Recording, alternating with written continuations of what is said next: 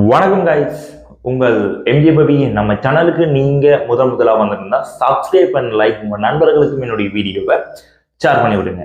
இந்திய தினம் என்னத்தை பற்றி பார்க்க போறோம்னா, ஆசியா கோப்பையோட இரண்டாவது போட்டி இந்தியா மற்றும் UAE அணிக்கு எதிரான போட்டி தான் இன்றைக்கு.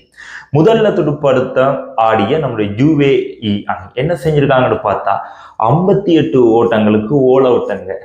ஒரு விஷயம் நல்லா இருக்கும் எல்லாருக்கும். ஆனால் UAE அணியின் சப்போர்ட்டர்ஸ், அணி நிர்வாகம் சாட்டிஸ்ஃபைடா இருக்க மாட்டாங்க. ஏன்னா இந்தியா மாதிரி ஒரு மிக வெள்ளாதிக்கமான அணியை ஏதாவது ஒரு அப்செட் செஞ்சு பார்ப்போம் என்றுதான் இந்த ஆசிய உலக கோப்பையில அவங்க காலடி வச்சிருப்பாங்க. எங்க எல்லாருக்குமே தெரியும் இந்திய அணி நிச்சயமாக ஃபைனல் வர ஒரு அணி. ஆனா இப்படி ஒரு மோசமான பெர்ஃபார்மன்ஸ் வெளிப்படுத்துவாங்களா என்றது ஒரு கேள்விக்குறி. பங்களாதேஷ் மாதிரி அணிகளுக்கு எதிராகவே T20 ஜெயிச்ச ஒரு அணி தான் இந்த UAE அணி. சரி, பாப்போம் மச்சுக்குள்ள என்ன நடந்திருக்கு. இந்த நம்முடைய UAE அணியானது முதல்ல துடுப்பாட்டத்தில் எடுத்துக்கொண்டு 58 கோல் அவுட். ஆனா நம்மளுடைய கிங் ஆஃப் கிரிக்கெட்டர்ஸ் தான் சொல்லணும், நம்மளுடைய இந்தியன் கிரிக்கெட்டர்ஸ் மிகவும் ஆடுகளத்தோட தன்மையை புரிந்து கொண்டு இன்றைய தினம் சுழலுக்கு முன்னுரிமை கொடுத்திருந்தாங்க.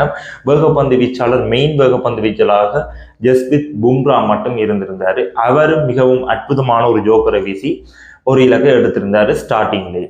சரி, ஆரம்பம் எல்லாம் நல்லா தான் போய் கொண்டுச்சு. அதுக்கு பேருந்து குல்தீப் ஜாதவ் வந்திருந்தாரு, 4 இலக்கை கைப்பற்றி இருந்தாரு.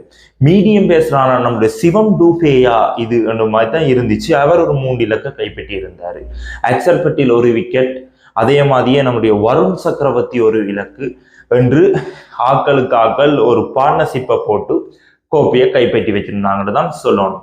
சரி, துடுப்பாட்டத்துல ஏதாவது 2 இலக்குகளை எடுத்து ஒரு அப்செட் பண்ணுவாங்களா, 3-4 விக்கெட் எடுத்து என்று பார்த்தா நம்மளுடைய UAE அணி அதுக்கு தானா நாங்க ஆப்பு வைப்போம் பண்ண மாதிரி அபிஷேக் சர்மாவும் நம்மளுடைய சுப்மன் கில்லும் இறங்கியிருந்தாங்க களத்துல.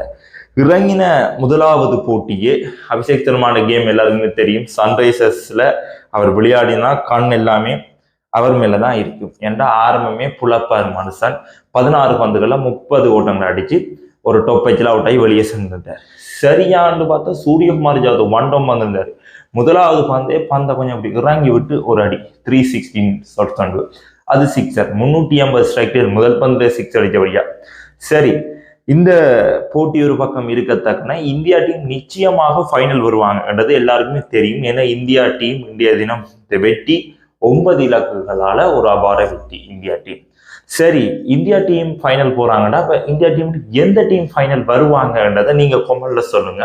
இதோட இந்த வீடியோ முடிச்சுக்கலாம். 3வது போட்டி நம்முடைய பங்களாதேஷ் கோங்கோ நினைக்கிறேன். அந்த போட்டியின் ரிவ்யூ கொண்டு வருவோம். உங்களை எம்ஜே பவி. டட்டா, மறக்காம சப்ஸ்கிரைப் பண்ண லைக் கைஸ்.